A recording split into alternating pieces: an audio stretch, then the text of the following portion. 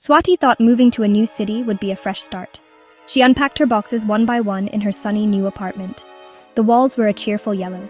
The windows looked out onto a busy street filled with life. This was supposed to be her escape, a place to forget. But some memories are like sticky gum on the bottom of a shoe. They just don't come off. Her old apartment, flat 704, was one of those memories.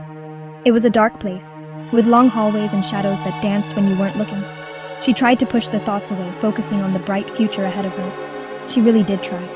But a feeling followed her from her old home to the new one. It was a cold, prickly sensation on the back of her neck. It felt like someone was always watching her. During the day, it was just a faint whisper of unease, but at night it grew into a loud scream in her mind. She would lie in her bed, staring at the ceiling, feeling eyes on her from the dark corners of the room. She would pull the blanket up to her chin, her heart thumping like a drum. Was it just her imagination playing tricks on her? Or had something followed her from flat 704? She tried to convince herself it was just stress. Moving is stressful after all. She would get up and check the locks on her doors and windows. They were always secure. She'd peek through the blinds, but the street below was quiet and empty. No one was there. Still, the feeling remained, a constant, invisible guest in her new home. It was like a shadow she couldn't shake, a cold spot in the warm, sunny room. The feeling was strongest when she thought about her old bedroom in flat 704, with its single window that looked out onto a dark brick wall. The nights were the worst. Sleep offered no escape. Her dreams were filled with long, dark corridors and doors that wouldn't open.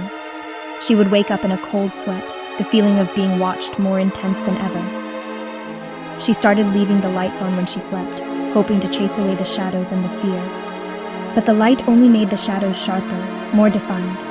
It felt as if the darkness from her old apartment had seeped into her new life, staining everything with its chilling presence. Swati was beginning to understand. You can leave a place, but that doesn't always mean the place has left you. One Tuesday afternoon, a package arrived. It was a small brown box with no return address. Swati's name and new address were written in messy black ink. She didn't remember ordering anything. Her curiosity got the better of her fear. Maybe it was a welcome gift from a new neighbor. She carefully tore open the cardboard.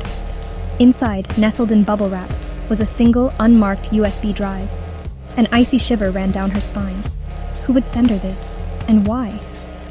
Her hands trembled slightly as she plugged the drive into her laptop, a deep sense of dread settling over her. The laptop screen flickered to life, showing a single video file. She clicked on it. The video was shaky, as if filmed by someone walking quietly. Her breath caught in her throat. She recognized the room instantly. It was her old bedroom in flat 704. The same pale blue walls, the same single window. But her furniture was gone. The room was completely empty. The camera panned slowly across the space, lingering on the spot where her bed used to be. Then, it zoomed in on the wall. A dark, jagged crack had appeared, a crack that wasn't there when she left. It was unsettling. The video continued, silent except for the sound of faint, raspy breathing. The person holding the camera walked into the living room, then the kitchen. Every room was empty, stripped bare. It was like a ghost tour of her old life. Swati felt sick. Someone had been inside her old apartment. Someone was sending her a message. But what did it mean? As the video neared its end, the camera swung back towards the bedroom door. For a split second, a reflection was visible in the dark glass of the window. A pale face with dark, hollow eyes. It wasn't someone she knew. A scream escaped her lips as she slammed her laptop shut. Her heart hammered against her ribs. Who was that person? How did they get her new address? The questions swirled in her mind, creating a storm of terror. This was no longer just a feeling. This was real. Someone had been in her old home, and now they knew where she lived. The package wasn't a warning, it was a promise. A promise that even though she had left flat 704, a part of it, or someone in it, was not finished with her yet. The invisible eyes she felt at night suddenly had a face. Her fear turned into a desperate need for answers. Swati went to the police the next day. She showed them the USB drive, her voice shaking as she explained the situation. The officer watched the video with a bored expression. He told her there wasn't much they could do. It wasn't illegal to be in an empty apartment, he said. Maybe it was the new tenant. As for the package, it was probably just a prank. You should try to forget about it, miss, he advised, handing the USB drive back to her. Forget about it? How could she forget that face in the window? Feeling defeated and alone, Swati decided to dig into the past herself. She spent hours at the public library, scrolling through the old online news archives. She searched for flat 704 and the name of her old apartment building. At first, she found nothing, just boring articles about the building's construction. But then she narrowed her search to accidents and police reports. That's when the chilling stories began to appear. A man had fallen from the balcony of 704 10 years ago. A family had vanished without a trace 5 years before that. Story after story of tragedy and disappearance, all connected to one place, her old home. Each article was like a piece of a terrifying puzzle. The reports were vague, citing unfortunate accidents or unexplained circumstances. No one was ever charged. The cases went cold. Swati felt a cold dread wash over her. She had lived in that apartment for 2 years, completely unaware of its dark history. She remembered the strange noises she used to hear at night, the faint scratching sounds from within the walls, the whispers that seemed to come from an empty room. At the time, she had dismissed them as the building settling or the wind. Now, she wasn't so sure. The final piece of the puzzle came from a small forgotten blog post written by a local journalist named Samir. He had been investigating the strange occurrences at the apartment building. He called flat 704 a place that consumes.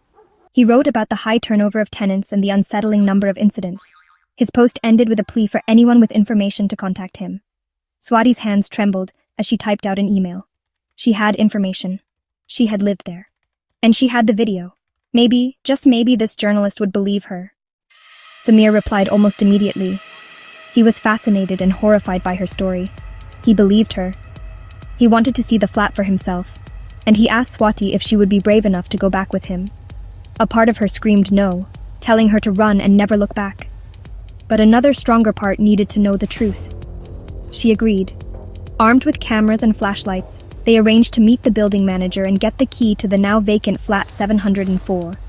The manager was hesitant, but Samir's press credentials convinced him. Standing outside the familiar door, Swati's heart pounded with a mix of fear and determination. The moment she stepped inside, a wave of cold air washed over her. The apartment was exactly as it was in the video, empty, silent, and cold. Dust motes danced in the beams of their flashlights. Samir began taking pictures, documenting everything, while Swati walked slowly into her old bedroom. The jagged crack on the wall was there, just like in the video. It looked darker now, like a scar on the pale paint. They decided to wait. Samir had read in his research that most strange activity was reported around 3 a.m.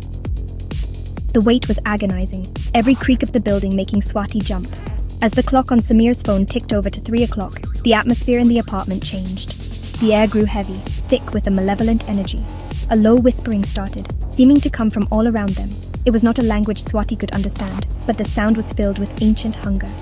Suddenly, a scratching sound echoed from inside the bedroom wall. It was the same sound she used to hear. They shone their flashlights on the crack. It seemed to be getting wider. Then Swati saw it. For a fleeting second, inside the darkness of the crack, she saw a face. The same pale, hollow-eyed face from the video, staring back at her. She screamed and stumbled back, bumping into Samir, who was frozen in place, his camera aimed at the wall. The whispering grew louder, turning into a chilling laugh that echoed through the empty flat. They didn't wait for more. They ran, not stopping until they were outside in the cool night air. Swati finally understood. The danger wasn't a ghost or a person. It was the apartment itself. It was alive, and it remembered her. Back in her new, sunny apartment, she still feels the eyes on her. She knows that even though she left flat 704, it will never ever leave her. It is always watching, waiting.